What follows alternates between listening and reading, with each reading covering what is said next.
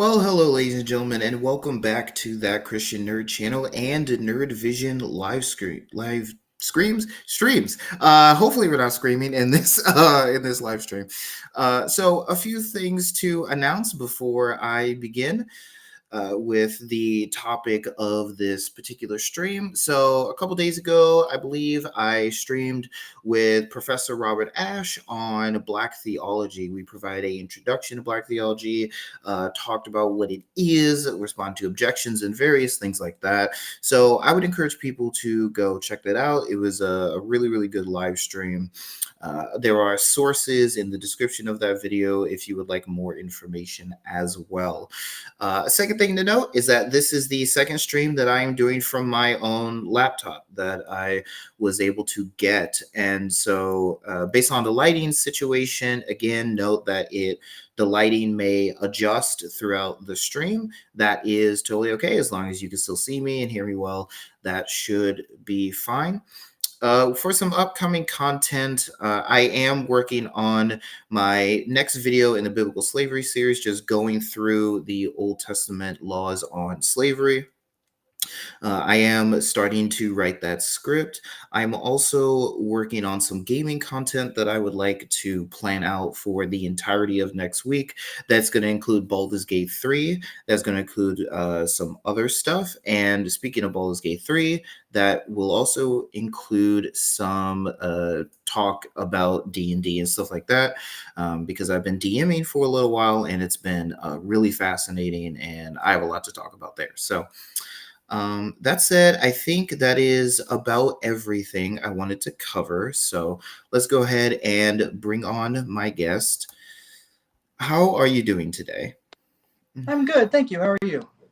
I'm pretty good, pretty good. So go ahead and introduce yourself. Tell us who you are, where people can find you, and what got you interested, particularly in the topic of intelligent design.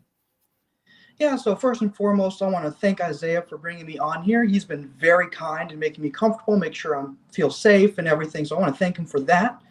As for me, my name is Christian Dubose. I started apologetics when I was about 13 years old, and it started in science. I call it shallow apologetics, like answers in Genesis, things that I don't necessarily agree with anymore. But that's where I started, and I grew towards more advanced apologetics, and I got my first real apologetic book called The Case for the Resurrection of Jesus by Michael Licona and Gary Habermas. That was my first one. My mom bought it for me. And the science kind of went away after that. I started focusing on history, but then 17 years old, I started talking to an atheist through email that my grandmother knew. And we started talking. I got back into science and learned about specified complexity. And I didn't really know what it was, and I took it my own way and ran with it, which was a really bad idea, but I did it anyway. And but nonetheless, that's what got me back into science. And I did philosophy last because I just don't like philosophy because I don't understand it. But nonetheless, Fair. I got into specified complexity more about 2 years ago, 1 or 2 years ago, and I read Ewert's and Dembski's The Design Inference, second edition, or as much as I could. It was very hard to read, statistics and all that. But nonetheless, I read that, and then I read Signature in the Cell, which got me even like more clarification and more knowledge, and read several articles online, read some of their peer-reviewed articles, and I just adopted the belief because I thought that it was valid. No, that's good. That's good. Yeah, it sounds like you did a lot of research, and especially reading a very technical book. It can be hard. It can Yes, that was a very hard book. very hard, for sure. So let's get into this. So what drew you into intelligent design is your desire to understand science, especially as it relates to these maybe debates between Christians and atheists? Yes, sir. Gotcha. So how would you summarize intelligent design for someone who has never heard of it? The very broad, vague way of explaining it would be that it's that the scientific evidence that intelligence had a input in the making or creating of life. To be more specific, we would say that specified complexity and using inference to the best explanation and causes now in effect, we can conclude that life had some kind of mind behind it or intelligence. I would add here that we don't see very much in terms of like the universe or Earth, though I've heard it a little bit in intelligent design circles, but generally it's talking about life specifically. Gotcha. Gotcha. Do you see, so you would see intelligent design as a scientific theory, and is that how, well, do you see it that way, and is that how it's been proposed? I would say it's scientific and philosophical.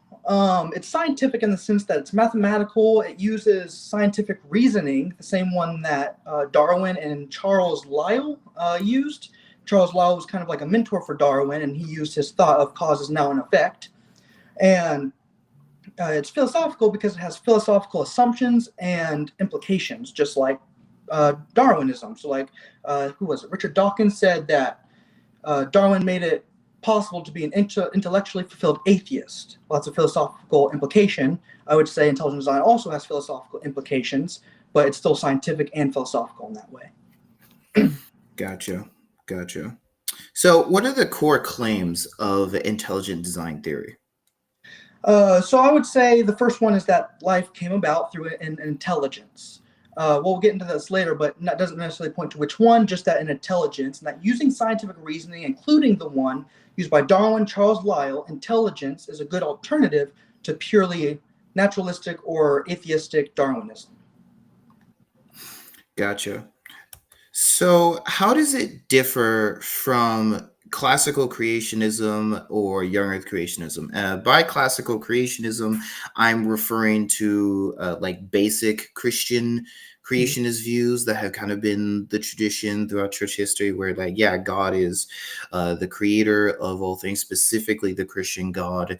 And maybe some of the implications that have fallen from that. So, how does intelligent design differ from that? And then specifically things like young earth creationism, where we see they are making biblical arguments and so on for why the earth is young and things like that.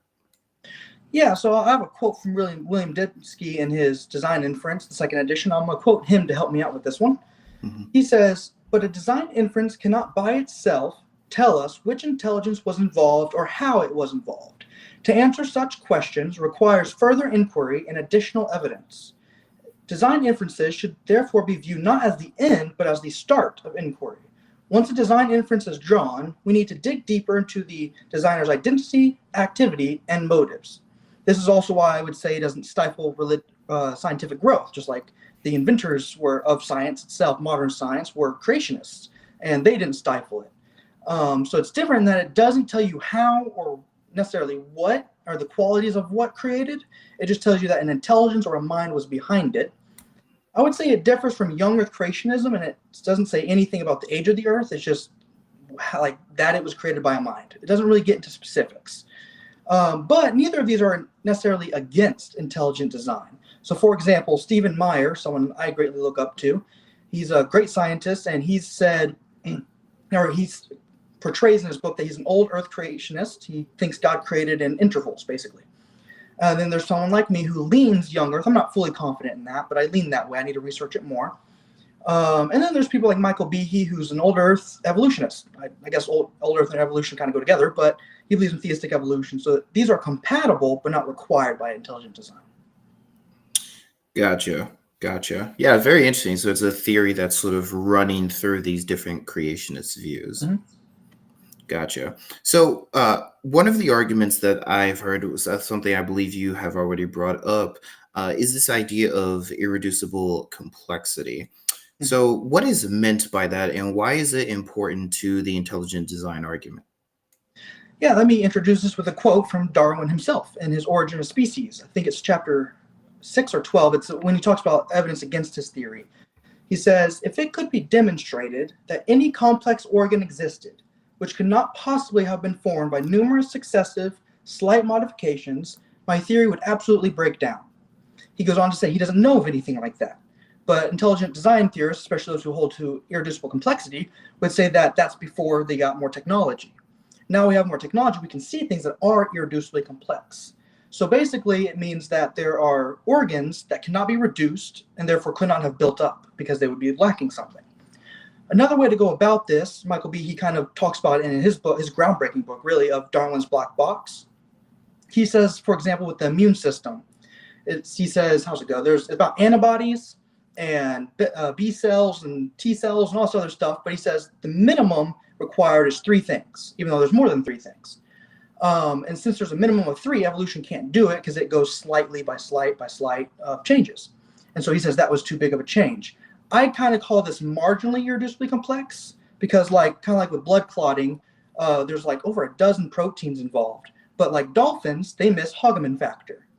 But I would still say it's marginally irreducibly complex because they can miss one but need all the others. And so that's kind of what that means. And this is important because it shows an intelligent design, either programmed or created altogether, an organism or organ in an animal. Gotcha.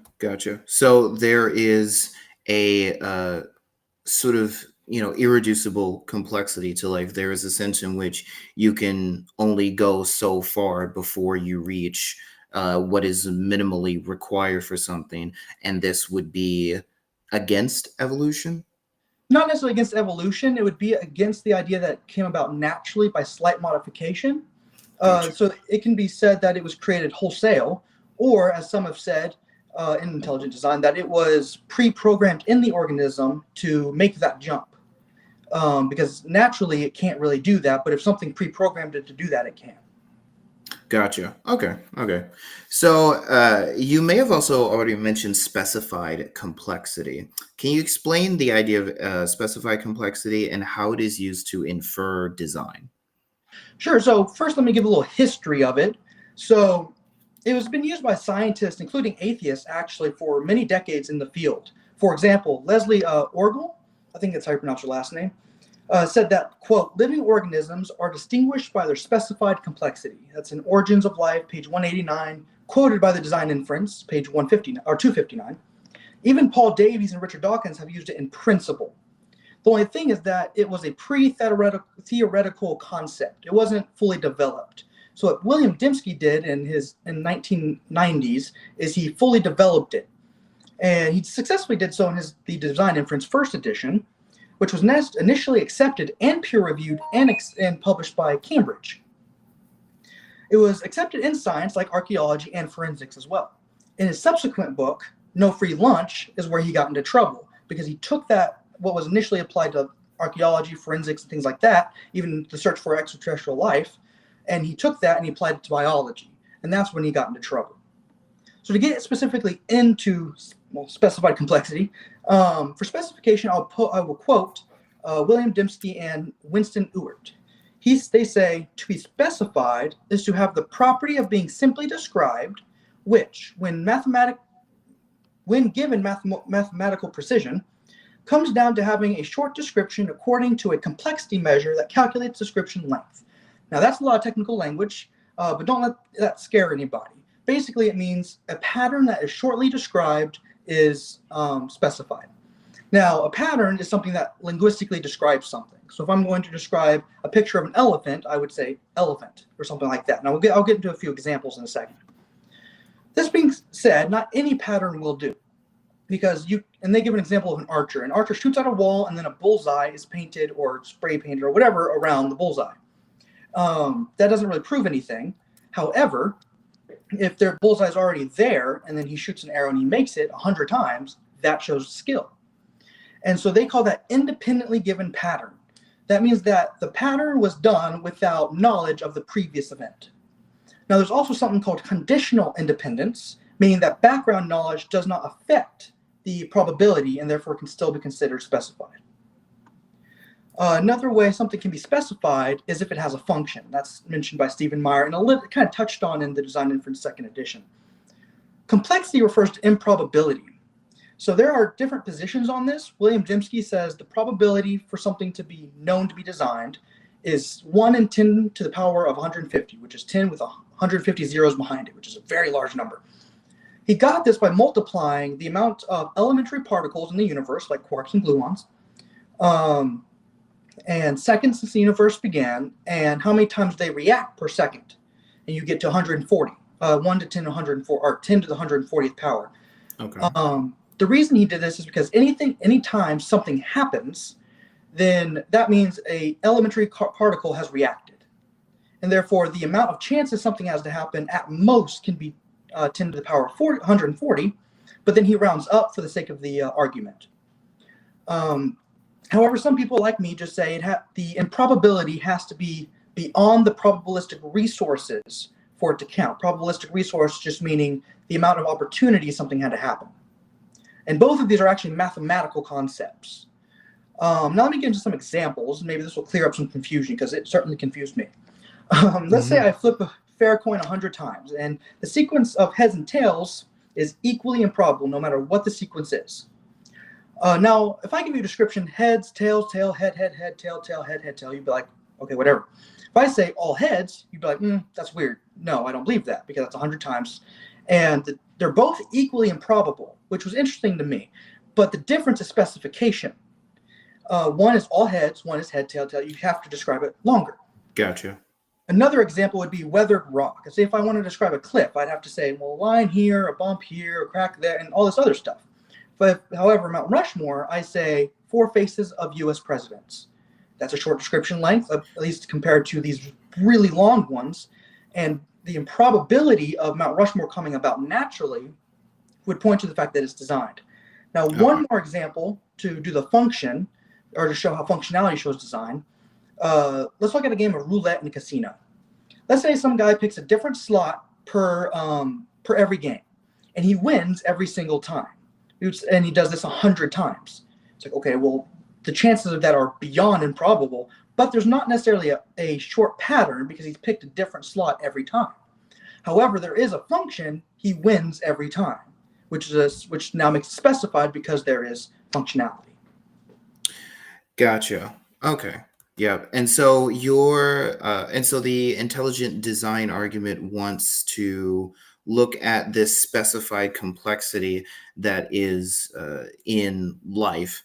As you mentioned, intelligent design is specifically referring to life. It is specifically used for life and stuff like that. And wants to infer from these very specific facts, patterns, functions that there must have been a designer. Yes, and they use experience for that. I guess I should have mentioned that they're using what Charles Lyell, the one that Darwin used. What was it? Cause is now an effect. And so we see that now we look at a game board, we look at a picture, we look at anything, we say that has specified complexity. Then we take that same knowledge and we apply it to DNA or to an organism. And we say, wow, that's specified complex too. Well, if this is designed, then that can be designed too. And that's kind of the logic of it. Gotcha. Okay. So what are the strongest empirical evidences in your view for intelligent design? What sort of, and maybe what big arguments sort of, or big facts sort of convinced you? Yeah, the first one would probably be one of the earliest studies, which was done by Douglas Axe, I think at Cambridge. He did research about proteins folding. So for those who don't know, proteins have 4 levels of structure. There's the amino acid, the polypeptide chain, and then their fold, which gives it the function. The 4th one is only if there's multiple proteins. Well, the fold is very specific for a specific function. He found that the chances of a protein folding into a specific function was 1 in 10 to the power of 77. Then he calculates how many organisms have ever existed, which is 10 to the power of 40. Well, that's obviously the probability of them getting a proper protein fold is way beyond. And so even getting 1, and we need not just we, but any organism needs a lot of proteins. Another one would be a peer-reviewed journal article by Stephen Meyer about the Cambrian explosion, which is a period of life where animals kind of appear with no evolutionary ancestors. And he published it's called The Origin of Biological Information and the Higher Taxonomical Categories. It explains also why other naturalistic theories don't work and how they got there. And if you want this to be explained more, there's Darwin's Doubt, the book he wrote. You can also go look at and I'll get this in a second, you can go look at that peer-reviewed article for free. But also he wrote a book, Darwin's Doubt, that explains it better and talks about intelligent design and stuff. There's also the research as collected in The Signature in the Cell by Stephen Meyer. That was very convincing to me. It's probably the best book, and we'll get into that in a little bit, I think, at the very end. But he goes through empirical evidence of DNA, what it does, what it's made of, what it looks like, and things like that. And then he does origin of life research, and we'll get into this, that you can't really empirically tell the past. You can't empirically observe the past. And so you use what's now in effect, and you go back then. Well, he looks at what it is now, goes back into the primitive history of Earth, and says, well, then this had to be designed. And I think this would be a good place to add. Discovery Institute, which we'll get into, has a website with over 150 peer-reviewed articles for intelligent design. And you can go look at a lot of them for free. Some of the links don't really work. I've tried them, but you can look at a lot of them for free. And you'll get a lot of this research. And lastly, I wanted to point to Biocomplexity. It's a relatively new journal.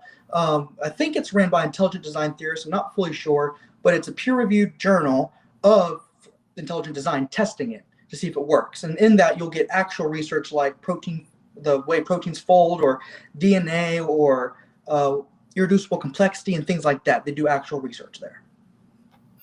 Gotcha. Awesome. Yeah, I would, I mentioned this to you, but feel free to send me a lot of those resources. I can put them in the description of this video for you guys to check out. That'd be great, so that you guys can do your own research on these subjects. So there's a lot of criticism and a lot of debate about intelligent design. A lot of critics will claim that it is not testable and it is not falsifiable. So they will claim that, unlike a lot of scientific theories, there's no way to test this. Mhm. And secondly, because there's no way to test this, you can't demonstrate that it is false, which is a problem in science and even other fields of study, because you need to have a way to demonstrate that something at least could be false, even if it's not. So how would you respond to that? Yeah, for testifiable, that's true and it's false. As I said, intelligent design deals with the past, and therefore falls into a category of science called historical science. This was talked about by Stephen Jay Gould, I think. He was an evolutionist. He came up with punctuated equilibrium, I think, him and someone else.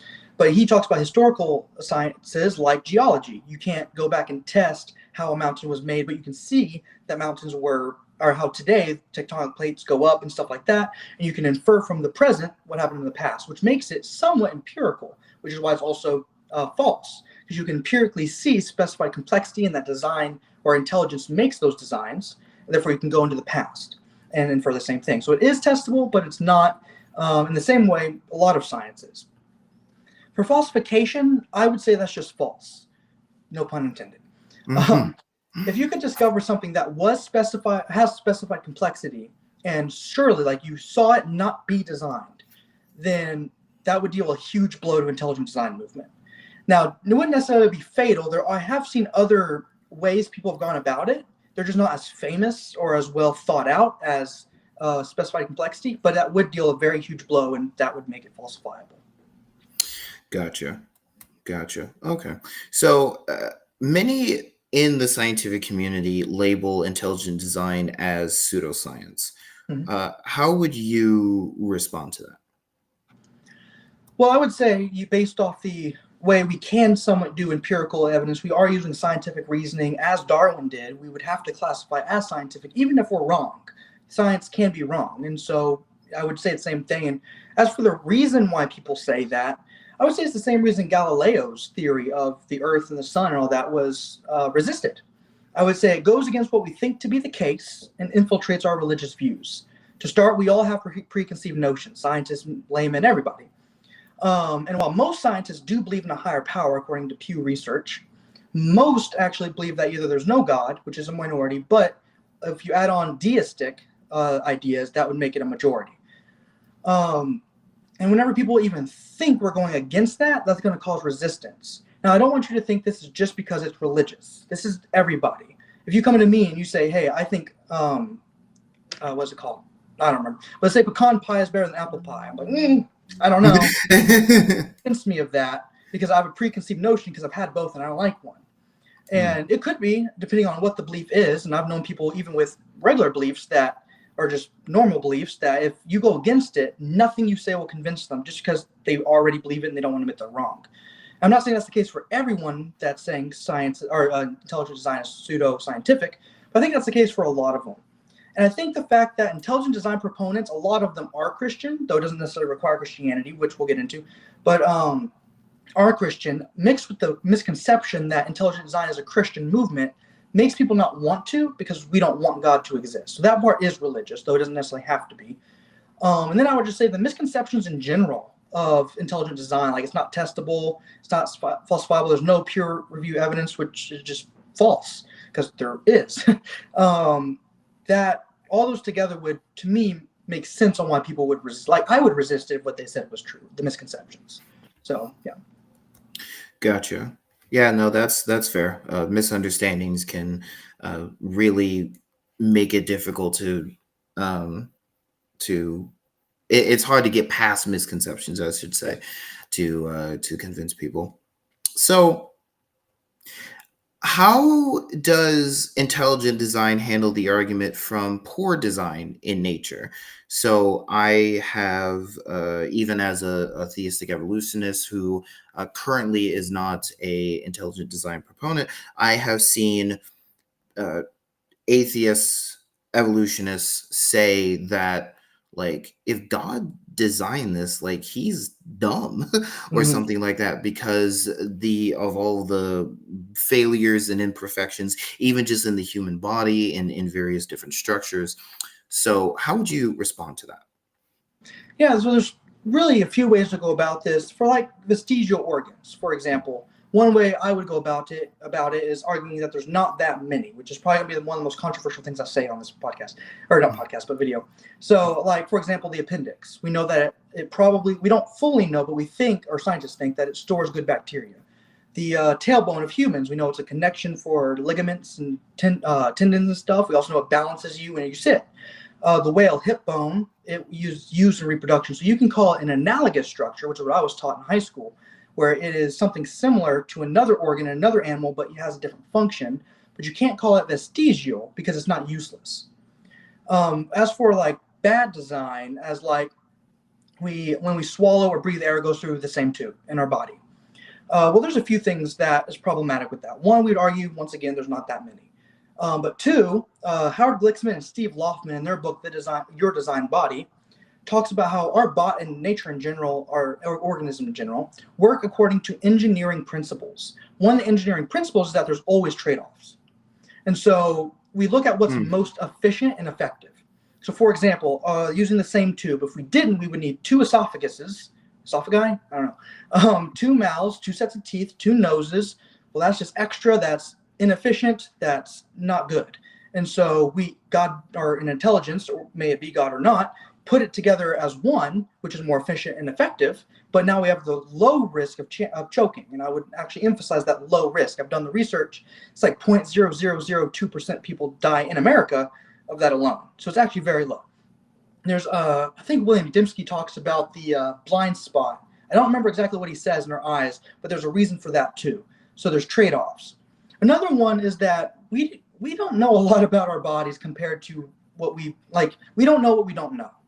And so making a premature idea that something is badly designed, William Dembski, I think, is the one who explains that's just not a good idea. That's not really good science. Lastly, and probably the biggest problem, is subjectivity. What one person says is bad, and just look at the example I've already given. Let's look at the esophagus, using the same tube for air and water and food and stuff. One person says that's a terrible design. I say actually it's pretty good. Well, that's subjectivity. Who's right? We can't really prove who's right, who's wrong, so we can't make an objective argument from subject evidence. Gotcha. Yeah, no, that is understandable. So, uh, is people will argue that intelligent design is a God of the gaps argument. If anyone doesn't know, the God of the gaps is proposed as a fallacy, a flaw in the way that people think, by which one just sort of sticks God in something they don't understand, and this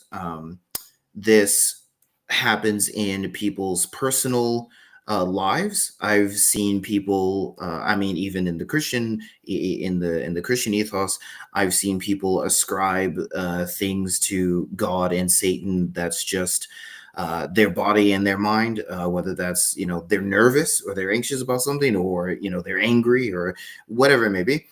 And but this also happens in philosophical arguments, and so the argument goes that intelligent design is just sticking God is somewhere that he either doesn't belong, or or in a place that we have limited knowledge, and thus we might not need God if we find out what we don't know.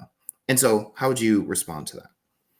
Yeah, so I would say it's not based on ignorance but experience. So as I've said before, it's looking at, we can tell that specified complexity is made by minds. We can tell that information is made by minds.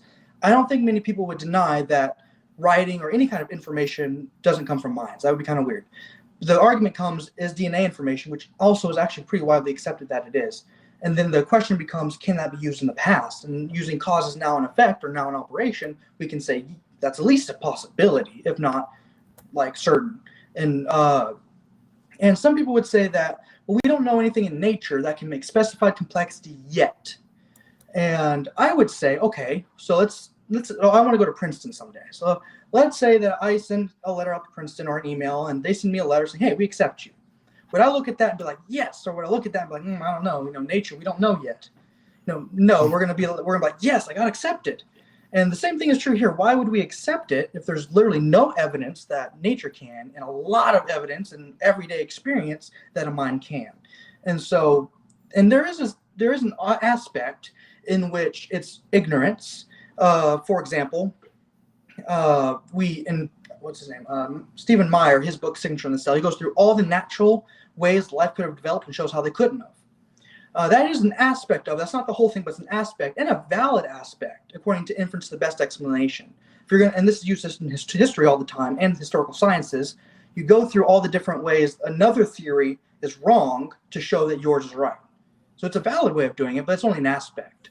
And I would also argue that there is something, at least kind of in the sense of a naturalism of the gaps, in the sense that you're saying, we don't know how it could happen yet, so it was nature. It's like, well, not necessarily. That's naturalism of the gaps instead of God of the gaps. We're using what we know, and I think that's fair. Gotcha. Yeah, that's a fair point there. So, intelligent design has a educational and even legal history. Mm-hmm.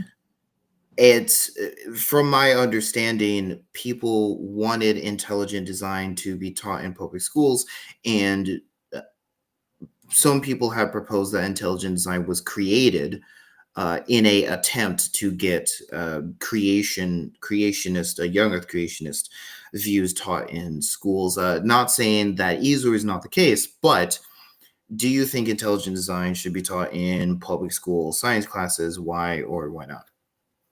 Since it uses the scientific method, has over 100 peer-reviewed articles supporting it, and doesn't promote any specific religion, I do think it at least can and probably should be taught as an alternative to purely naturalistic and atheistic Darwinism. I think it's at least more, it would make people more open-minded, which I want to add that intelligent design is more open-minded because it can be evolution or it can be creation. It can be young earth creation, it can be old earth creation. It's a lot more open-minded, and it can create a more well-rounded society if it's taught. Gotcha.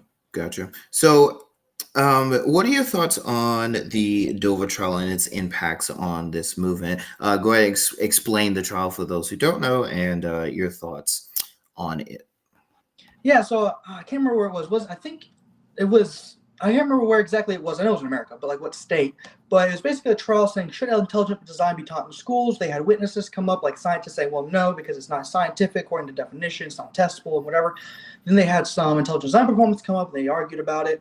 And then they ultimately decided, no, it's creationism, and that shouldn't be taught.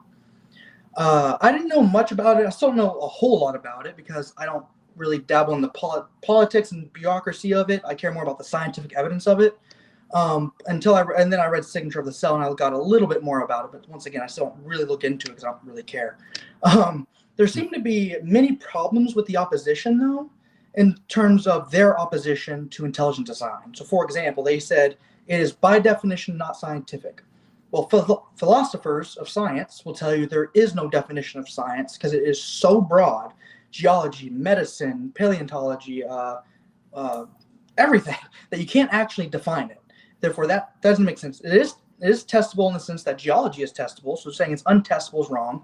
It's not falsifiable. I would say that was wrong. They even came up and said there's 0 peer-reviewed articles supporting intelligent design, which is verifiably wrong. You can literally go to a website where they name them for free. So I don't know if they had that at the time, but they do now. But yeah, so I would say that shouldn't be a defining factor. Gotcha. How can, and this, is more of a societal, political, legal question as well, but how do you think intelligent design could be presented in educational settings without violating the church-state separation, at least for those who care about the church-state separation, not to get political? Fair enough. Yeah, so I would say the main way is just saying an intelligence-guided evolution or created directly. Not getting into any specific God and just getting into the evidence. And you don't even necessarily have to make an opinion on was it guided by evolution or did he create directly. There's many ways you could do it without getting in the way of separation of church and state.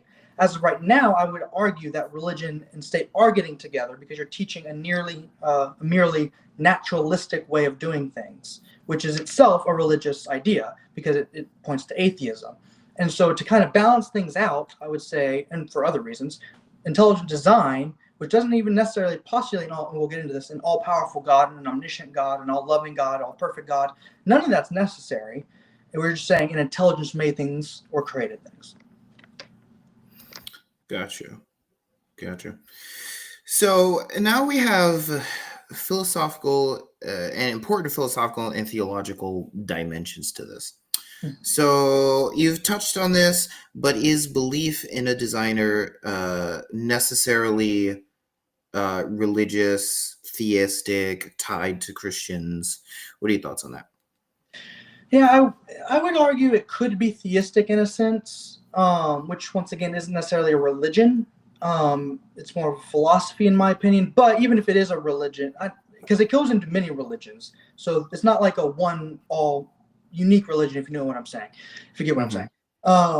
It does posit that a mind created things, which is consistent with like Christianity, the Islam, Judaism, and even other religions.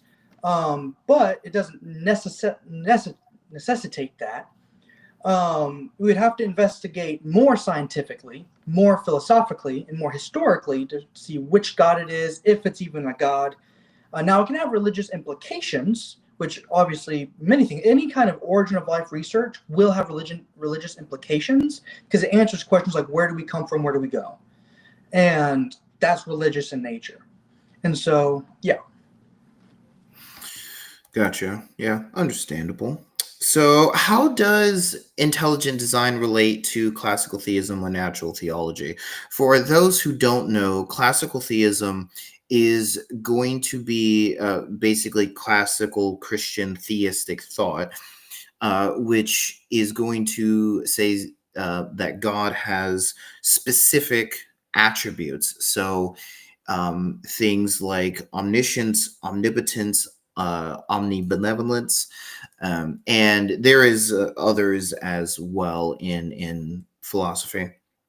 Natural theology, referring to is a sort of a branch of Christian theology that deals with creation, that deals with nature, the natural world, those sorts of things. So how could intelligent design, maybe could is the better question, how could intelligent design relate to classical theism and natural theology?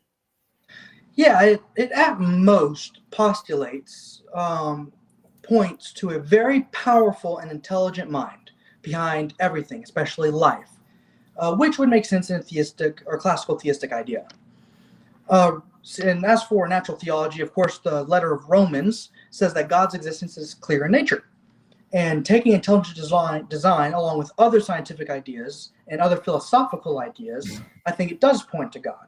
Not necessarily the Christian God, but a theistic God. Um, that being said, I don't think looking through the lens of science we can necessarily get to an all-knowing, all-powerful, all-present, all-loving, all-perfect, and all these things. We can get some aspects like God's love, and this is kind of a different discussion. But for example, we know it's touched on in Your Design Body by Steve Loffman and Howard Glicksman that we were created beyond the ability of survival, and we were created to enjoy things, which could suggest that whatever created us loves us, or at least cares for us, wants us to enjoy things. But that's not necessarily a part of intelligent design, and all it proves or shows or suggests would be that whatever did create us had a loving side to it, and actually cares for us. But yeah. Gotcha. So, this has actually come up for me because I've seen so many intelligent design proponents argue against evolutionary theory. And as a theistic evolutionist, I'm concerned with that.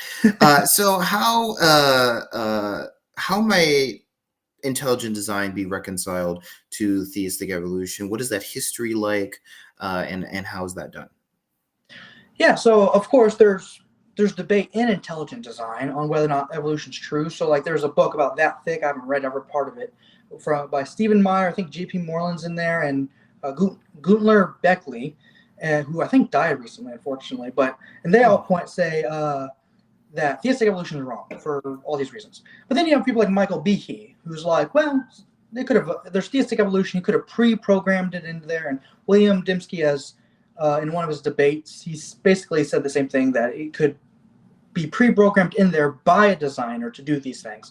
So it's really not at all against evolution. It's just against naturalistic evolution or atheistic evolution. The sense that there is no God, it's all natural. That's what it's against. And so, personally, I hold to creation. But there are some intelligent design theorists like Michael Behe who hold to theistic evolution. It chiefly states that there was an intelligent creator. It doesn't say how it was created, though you can debate it, and there's free debate, there's free thinking in it. And yeah. Gotcha. Does Michael Behe have a book on the subject where he talks about like that reconciling and whatnot? I don't know. I know of his Darwin's Black Box, and he's done many debates, or at least some debates. I don't know if he has any books about reconcile. He might. I'm not sure. I have to look into that. Gotcha. Okay. Gotcha. I was just curious. So, excuse me. How or it says does well, you've already touched on this, but it seems that intelligent design does not require belief in a specific kind of designer. So, vague terms like intellect, mind, or designer can be used, but it could be God. It could be a different terms that could be applied, maybe from different religions and stuff like that. So, would you? That sounds like at least that's what the theory is proposing.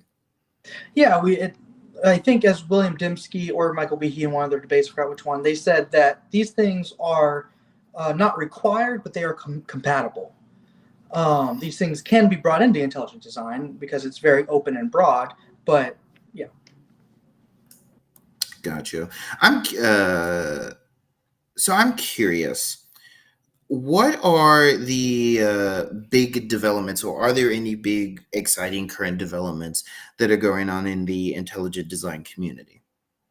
Yeah, I think I don't know how long they've been doing this, but they've started doing seminars and classes, at least relatively recently.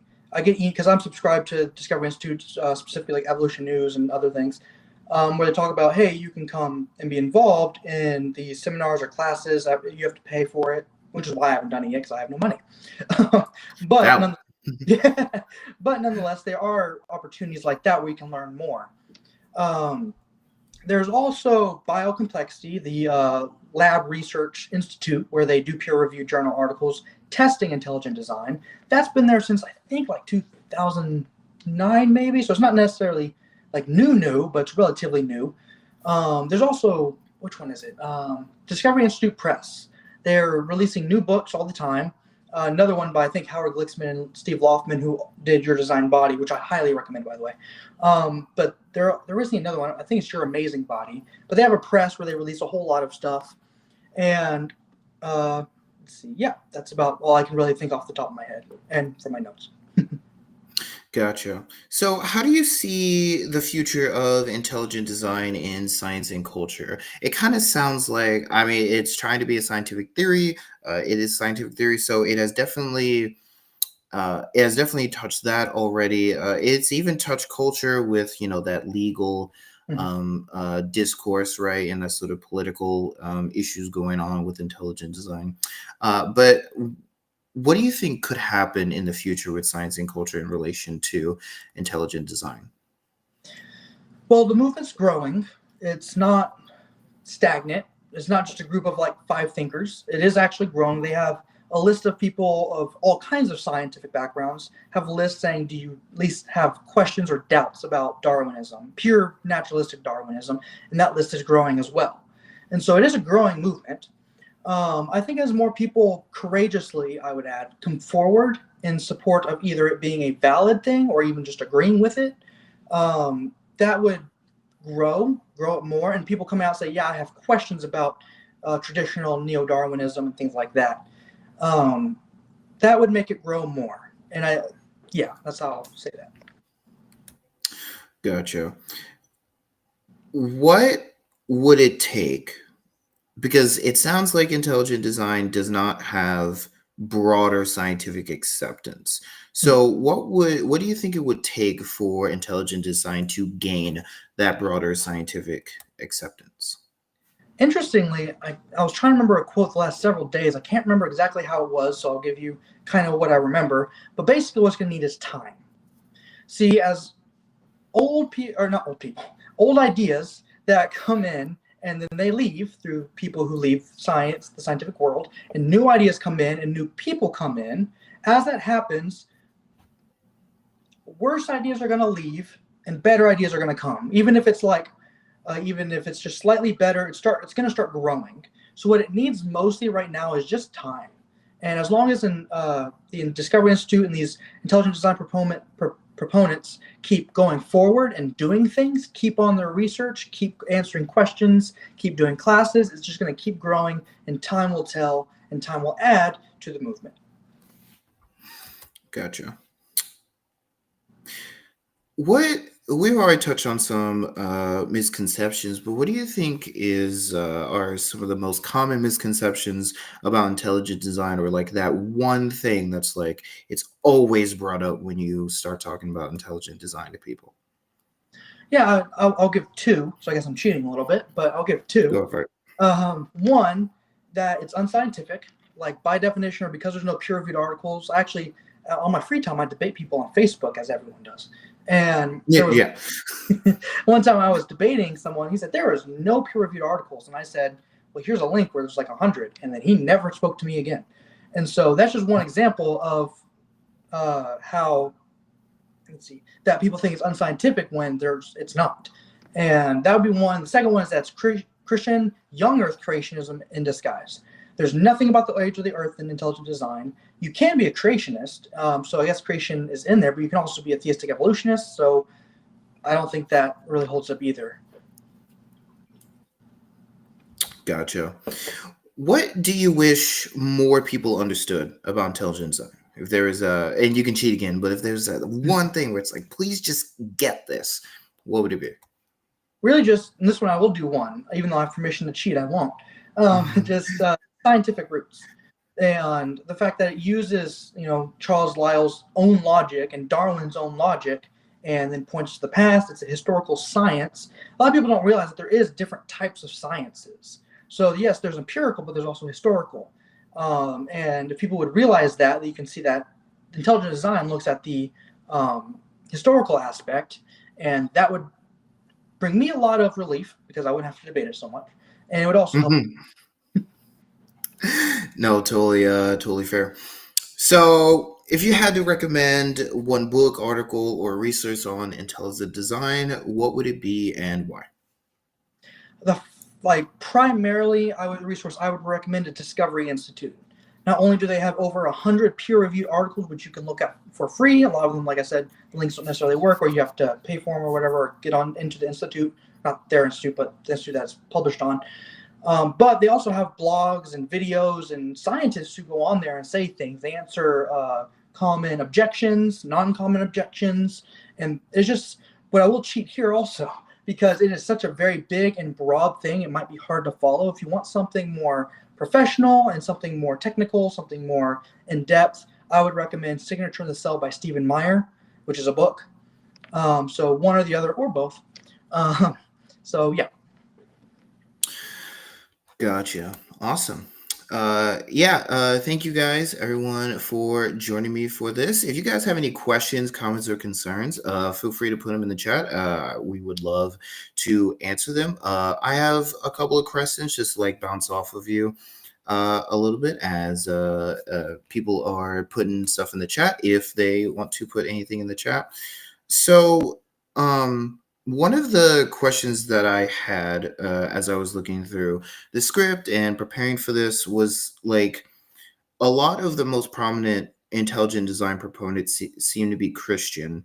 Mm-hmm. Are there any prominent proponents we could look at that are Muslim or Jewish or Hindu, right? Any these other religions? Major proponents, not that I know of. I think I have heard of some other religions, other religious people who have come on board. And I know in that list of people who are starting to doubt Darwinism or at least have questions on it, they that's has atheists on it, has different religions on it too. But I don't know of any major proponents that aren't Christian. Gotcha. Okay. Yeah, I wonder. I have to look more into it, but I wonder like why that is because it's open to others, but it seems mostly Christians have come on board. Yeah, there's one thing I want to say and I forgot to say is that it's not in disguise. They're very open about it. Stephen Meyer writes in his book, I have never, I'm a Christian. And as a Christian, you kind of have to be that way because Jesus tells you to do so. But it's not in disguise. And the second thing I wanted to add was that Christianity is the most widespread religion, especially in the West. And so it's going to make sense that most people who vote for some kind of intelligence are going to be Christian because we just make up most of the population compared to Muslims, Hindus, and whatever. And I would also add that Hindus don't seem to be, or not Hindus, Muslims and even Jews, they don't seem to be as involved in like apologetics or evidence for their worldview. And Christians are more outspoken because we have a mission. Now, that doesn't necessarily mean that it's a Christian movement, though it does have Christians, but that's why Christians are going to get on board more than, say, a Muslim would, because we're more open about, hey, there's some kind of intelligence, and we're going to be open to saying that more than anyone else would be. Gotcha. Yep, that's more understandable for sure. So so related to this, you mentioned that you considered yourself a creationist. So Mhm. how do you think of well, let me put it to you this way. Has young earth creationism impacted your view on intelligent design, or has intelligent design impacted your view on young earth creationism? Young Earth creationism, I would say intelligent design hasn't really affected that at all. Um, uh, I don't think it really went either way. I knew about young Earth creationism before I was an intelligent design proponent. When I learned about intelligent design, it still says literally nothing about the age of the Earth, so it didn't really affect me at all. The only thing it kind of affected was, okay, so there is a scientific root to the idea that there's an intelligence, and that intelligence could be my God. And therefore, I was like, that makes sense. Let me see if it pans out. I kind of researched it, read the design first, and was like, okay, so it does. So I don't know if they really influenced each other as much as they just kind of came together perfectly. I don't know. Yeah. Gotcha. No, that is totally fair. So I don't think we have any questions, comments, or concerns, or anything like that with the chat. So I will go ahead and conclude this. Thank you so much for joining me for this. It was a joy to hear someone defend it and hear about some of the sources and information behind it. I and definitely something to research more in the future, because while I, at least currently, am not a proponent of it, if it is true, then that's great, because for several reasons, right? But because it's compatible with the faith, and I think could help atheists who are more inclined to science come on board, or at least be more open to religion generally, which would be awesome. So, Yeah. so thank you so much for joining me for this, guys. Make sure to check out my content in the coming weeks, as you'll see clips of this. You will see uh, gaming content coming out and all sorts of other things. Feel free to check out my last live stream, as I mentioned at the top of the hour, where we talked about, where I spoke to Professor Robert Ashe, introducing Black theology, Black Christian thought, in that sort of thing. But again, thank you so much for watching. Thank you for joining me. Yes, thank you for having me. It's been a pleasure. Awesome. Is real quick before we go, is there anywhere people can find you to get more from you and your content? Yeah, I have a YouTube channel. It's Seek and Find. It's kind of a dark picture with a cross. Um, I don't have that many followers, and I'm not too active on there, but I'm trying to get more active on there. So that's where you can find me. Gotcha. Yeah. Again, thank you for joining me. Thank you for watching, and have a blessed day. You too.